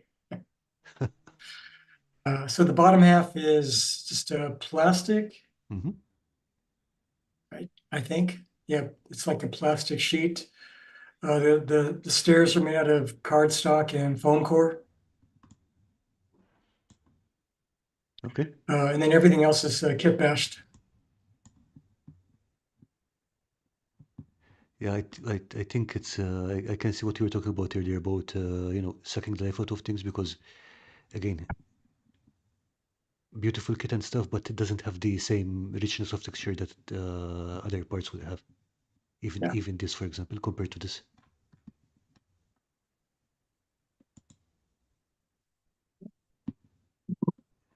Okay. And so that was definitely a square in the middle of my eBay Warhammer phase. I was making stuff to sell on eBay. Yeah, okay. Uh, and that's it's everything. It's kitchen sink, it's foam core, plaster, plastic kit, casting. And it's modular too. You can open up the top and play on the interior. Nice. It's got a lot going on, but I love how much detail you packed into it. And I really like these niches here. What's Yeah. that in there exactly? So there, it was a robed figure. Oh, okay. So it's kind of a monk, and it was a part of a set of columns from a French role play game. Ooh la la. Okay. Yeah. Yeah, And you might recognize some of the kits. I would cut pieces out of kits, cast that piece, and then I could rearrange it however I wanted to. yeah, but what I'm really looking at is that the composition on this is really good. I mean, like I said, you've got a lot of stuff going on, but it looks noisy, but in the right kind of way for the setting, Yeah. especially. Well, thank you.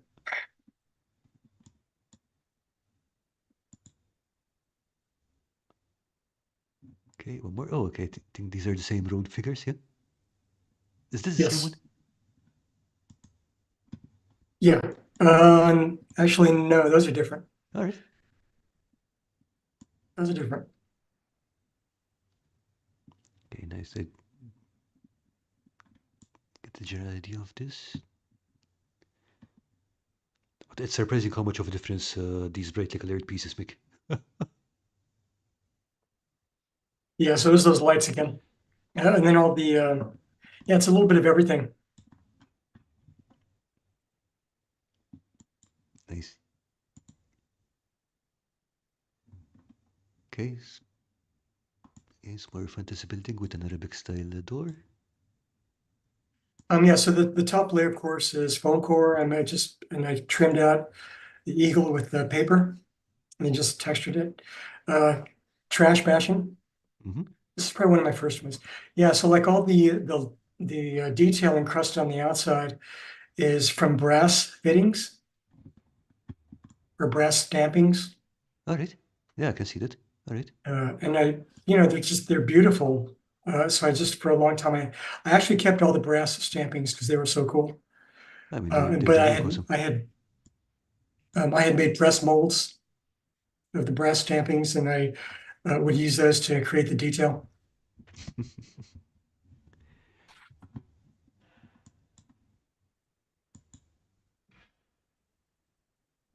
Oh, okay. Which Again, this you can see the foam texture. over here, yeah. Mhm.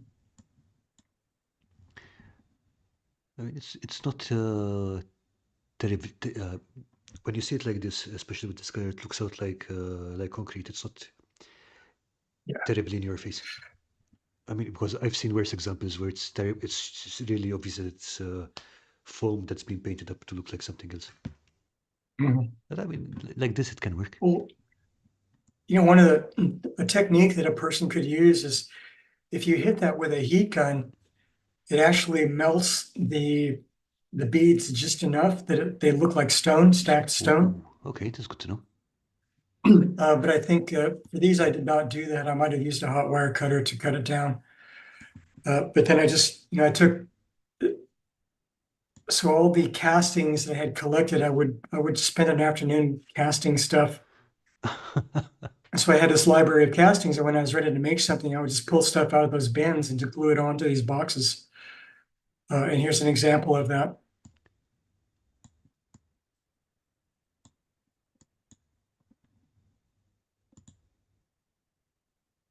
Ooh, okay.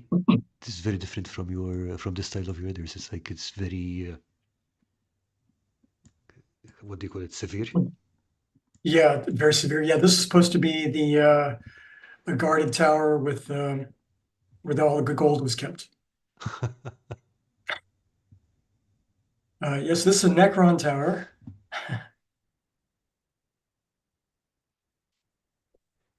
Okay, and again, what material is like card or something, or is it?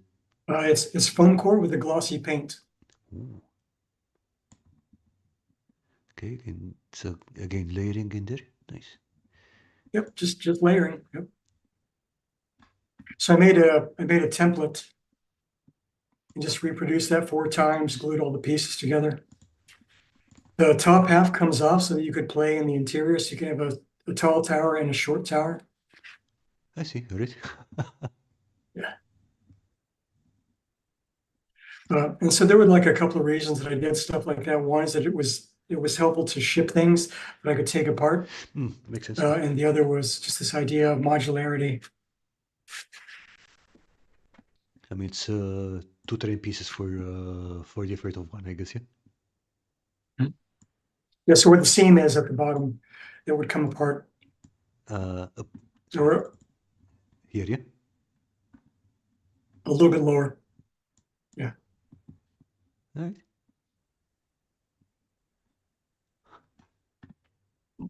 This is the reconfigured Mordheim tower. Okay. Yes, right where the seam, it would just come apart. Okay. Back to the more time tower. I see that you've got some figures in the windows and stuff. Yeah. How do you go about it? Yeah, so Brian, if you're still watching, that little guy in the window is you. Sugar. Yeah, there he is, right there. That's Brian. So yeah, this is just a reconfigured Mordheim tower or Mordheim kit. It was the Skullbane Manse, and yeah, kind of speaks for itself. So I found little crystals. I ran string lights through it so I could light it up from the inside and even light up the crystals. Okay. So you constructed this part, I think, yeah, Mhm. because okay, yeah. Yes, it's I built up the base using styrofoam Mm-hmm. and then covered it with paper mache. Oh, nice.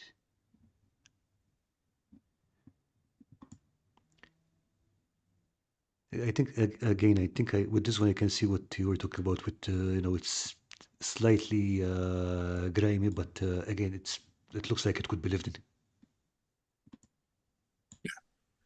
Well, it doesn't have holes in the walls yet. Yet. Yet. Yeah, no miscast magical spells. Okay, I remember this one. This is this is actually the first video of yours that I saw. It's from Cleric's Creations Vertical Terrain Challenge. Oh yeah.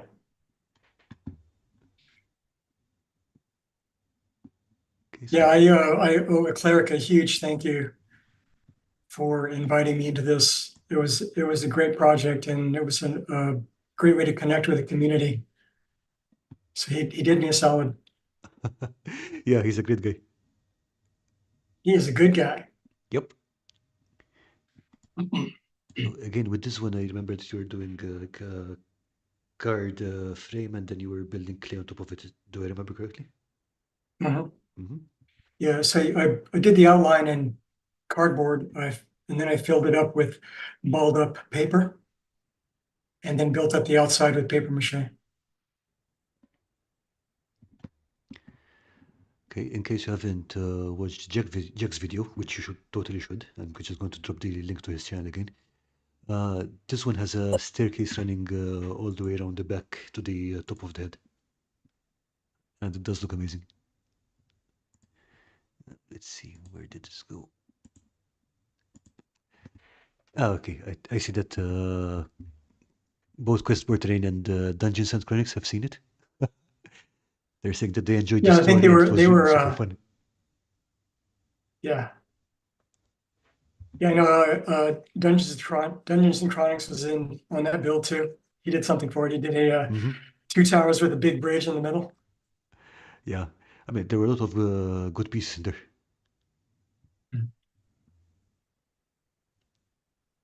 So yeah, hopefully I'll be able to invite more of the people who participated in there because again, that was a really good competition. That was a good job to creation.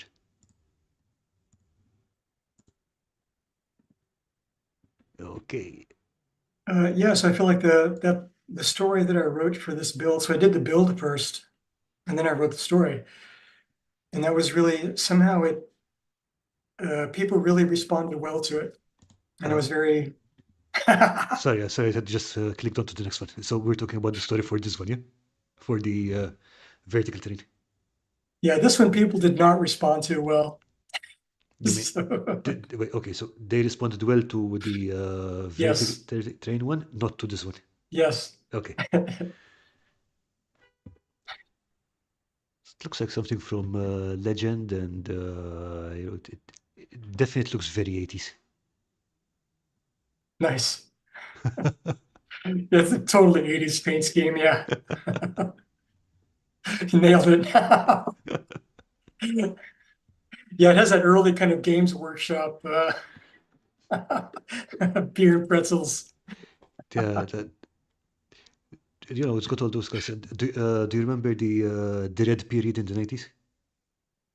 Yeah, well, that's what the character is based off of. I wanted a figure of legend of my own.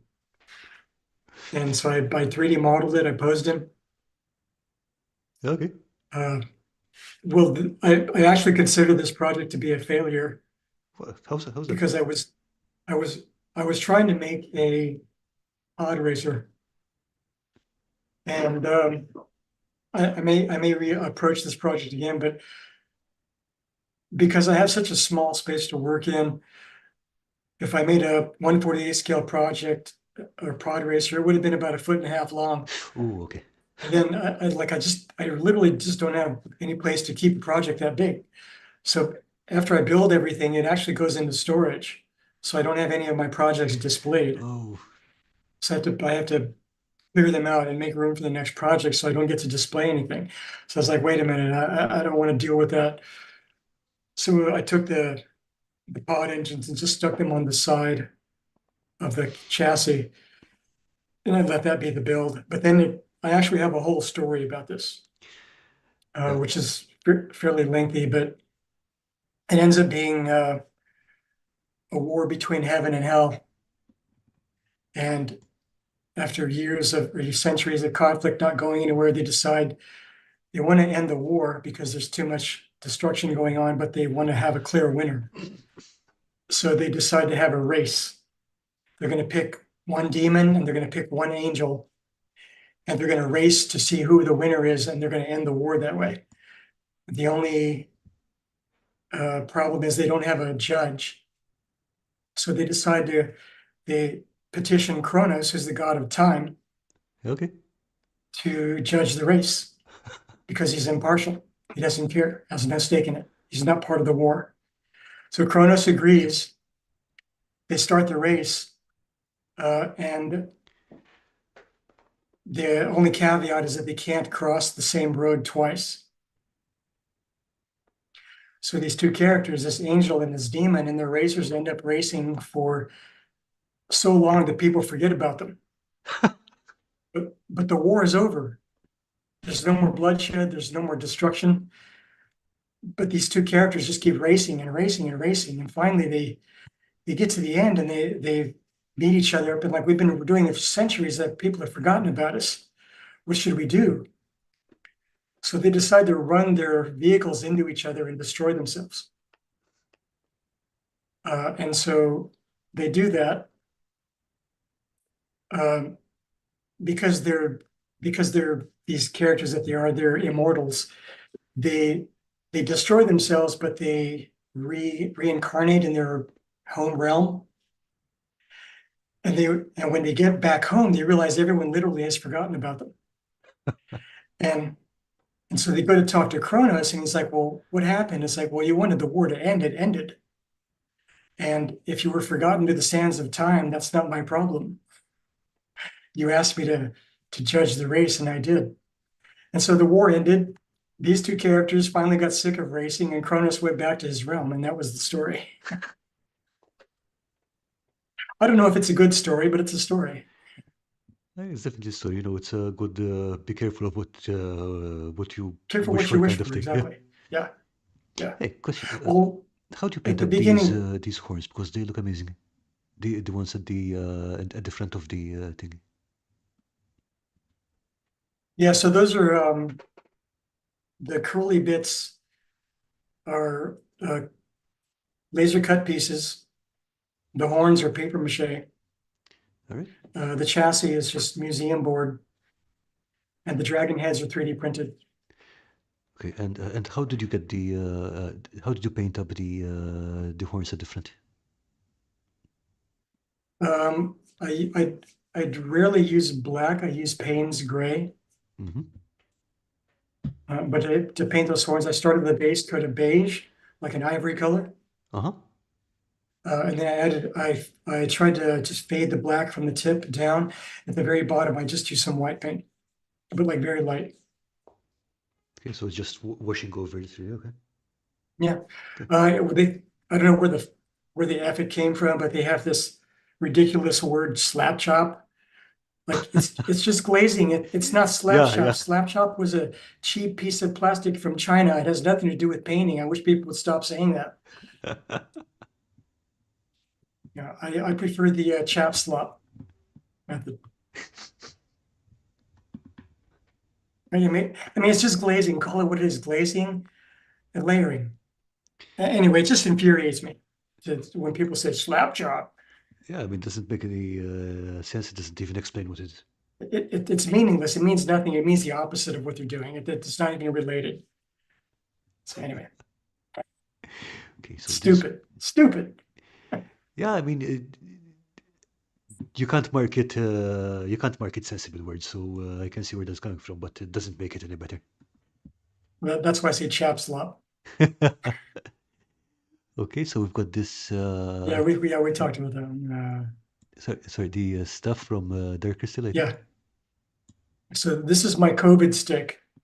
Say what? It's my COVID stick. Okay, go on. So when everything shut down, uh, to keep myself busy, I decided I would make this replica of dark crystal. Mm-hmm. But I kind of, I put my own spin on it, so it's rather than being black, it's colorful. But I did that to keep myself occupied during COVID. That's why I call it my COVID stick. Okay, what is it made out of? Because it looks So the quite. core is a wooden dowel. There's a little bit of coat hanger. So the spikes at the bottom are reinforced with the coat hanger wire. Okay. And the head is made of layered cardboard. And then the whole thing is covered in paper mache. So those details, the details in the middle are paper mache scales. Ooh, okay. But to make the rough form, I use layered cardboard, and then I put paper mache over that. I like the look of this. Well, yeah. So and those are just built up paper mache.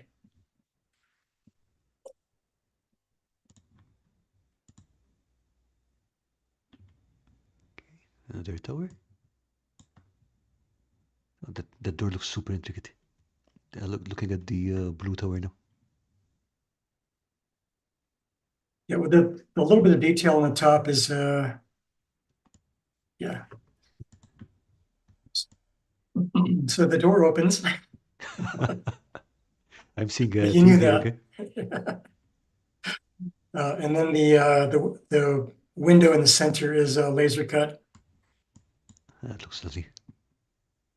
Yeah, and that's more of the leftovers from the castle project. Just up the top here. Yeah.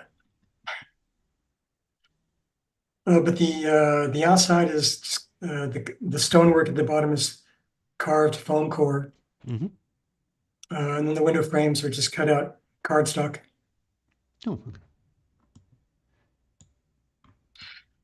And that's the steampunk alchemist's tower, and I'm writing a story about that one too. Oh, nice. So he's one of the people that took up residence near the desert tower because he liked it so much. So he's one of the people that moved in next door. Okay, so the desert Uh, tower now has its own extended universe kind of thing. yeah. Nice. So I'm going to publish a module pretty soon based on the tower. Oh, nice. and the wishing well.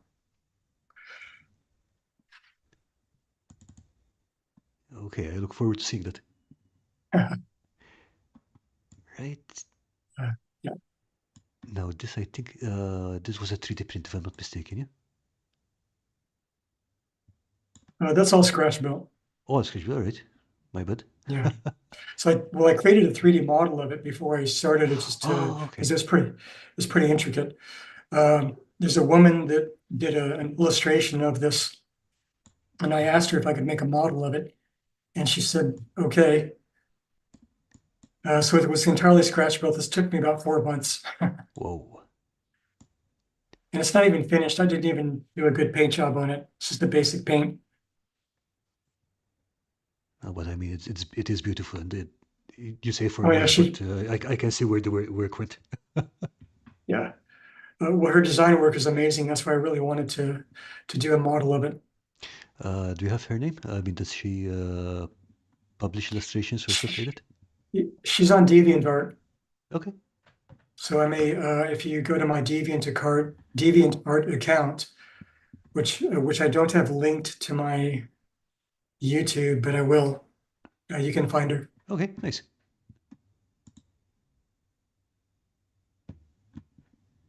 I mean, it does look super intricate. But yeah, yeah. All credit goes to her. She did a beautiful design job. Her name is Leah.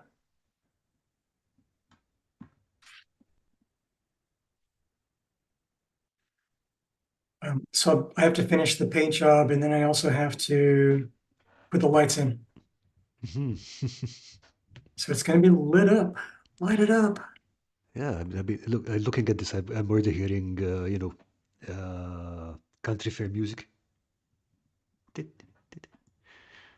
Or for some reason, it's remind me of Beauty and the Beast, Disney's Beauty and the Beast for some reason. Oh But yeah, yeah, it's got that kind of vibe to it.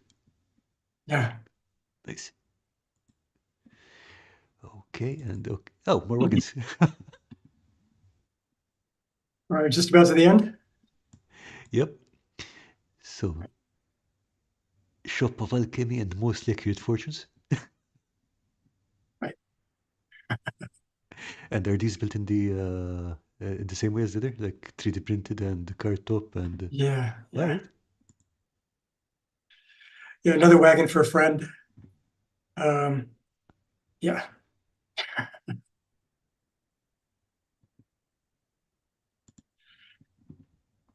Yeah, so the wagons are kind of like I really I like them when they're finished. They're a huge pain in the ass to make. That's so. What's the big thing about them? No, Well, what's the the big detailed thing about them? mostly it's getting the wagon wheels to turn. Of course you do. So right, well, yeah. So the wheels will turn, the yoke will turn, and then the yoke goes up and down, and then the door has to open and close. Obviously. Yeah. So every part that you see is a moving part. Whoa. Right. So Okay. the door opens and closes, the yoke goes up and down, and the wheels turn. So yeah, Oh, these look. that's the It's the super colorful ones. These look good. And I love the detail. yeah. So those are all hand cut, no laser cutting. I mean, that's just beautiful. Yeah, so one is the blue and gold wagon is an elvish wagon. I thought, well, if elves had wagons, they would be very like ornate and curly. Yeah, makes sense.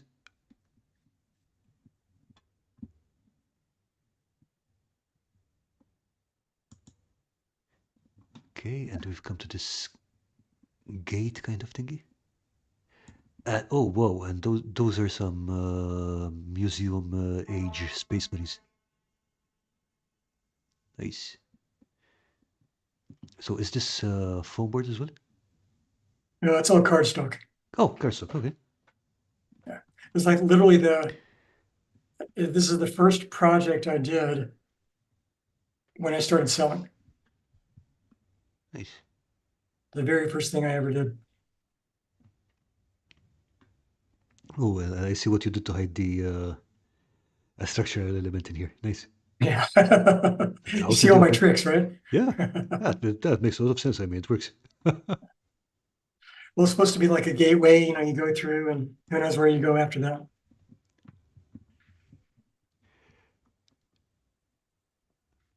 This is some. Yeah, it's about 20 years ago. That was 20 years ago. Hmm. All right. Whoa. Okay, that Time was. flies when you're having fun. Oh yeah, it does. I mean, and speaking of time, we've already been here for almost 2 hours. Oh, Dungeons and Chronics is asking what material do you use for the wagons? So I think you answered it earlier, but if you want to go ahead. So I use cardstock and 3D printed wheels. The wheels are 3D printed because again, there's a line between like, can I fabricate this? Yes, I can. How long would it take me? A really long time. So a few things I outsource. Yeah, that's a sensible way of doing that. Mm. Sensible way of planning things out. Okay, so Jack, I've asked people to throw some stuff into the community showcase to show off some of their own crafts now. Would you like to take a look? Okay. Okay, and off we go. And yeah, Miyagi has been putting up some stuff here. Let's see. Okay, her pillars. Beautiful, beautiful work. Right, a little bit of layering technique. Mm-hmm.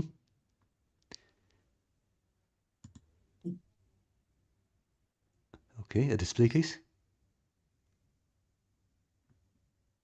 Some good stuff going on there. That's good, good display structure. Oh yeah. That's really cool. Okay, small golem thingy, which is actually not that small. It's pretty huge actually. Jeez.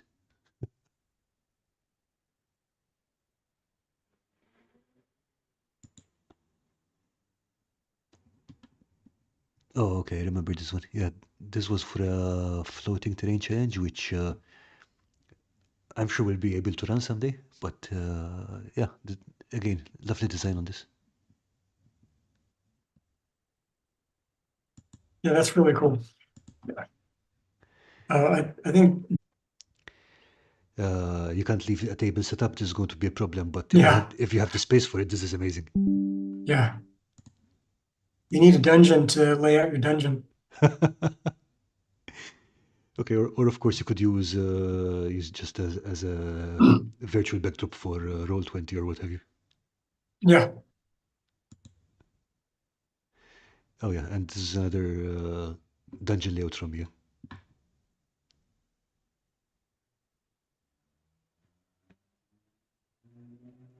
that's a nice one. Mm-hmm.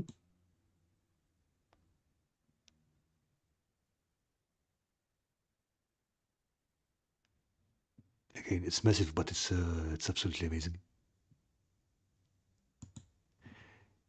Oh, we have more. Okay, I think this was her Halloween build. It's a mound with pumpkins and stuff. Mhm. Nice pumpkins. Hmm? Nice pumpkins. Yeah.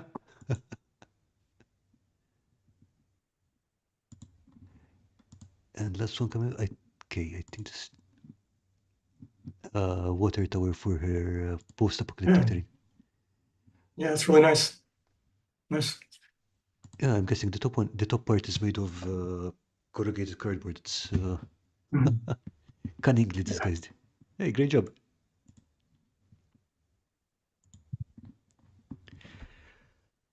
Good stuff, people. Yeah, definitely. And Jack, thanks again for this because it's been a pleasure talking to you.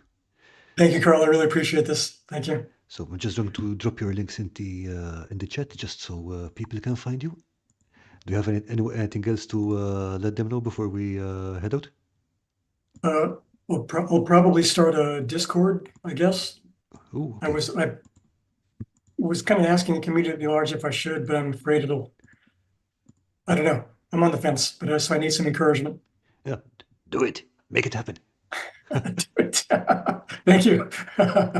No, it's most of the time it's something that looks after itself, but it's useful even for if you're just posting up when you put up a video or something, it's easier for people to know about it. But mostly, I think I hang around more on other people's discords than my own. So, Hmm. but All right. it's still a good thing to have. And in fact, I'm just going to drop a link to Dungeon Matron's Discord because she has a hangout on Saturdays. So if anyone wants anywhere to hang around after the stream, off you go. Yeah, And so thank you, Carl. Thanks. oh Appreciate no, it. thank you. It's been a This is pleasure having great. you over, and it's been great talking to you. Likewise. Okay. Thank you.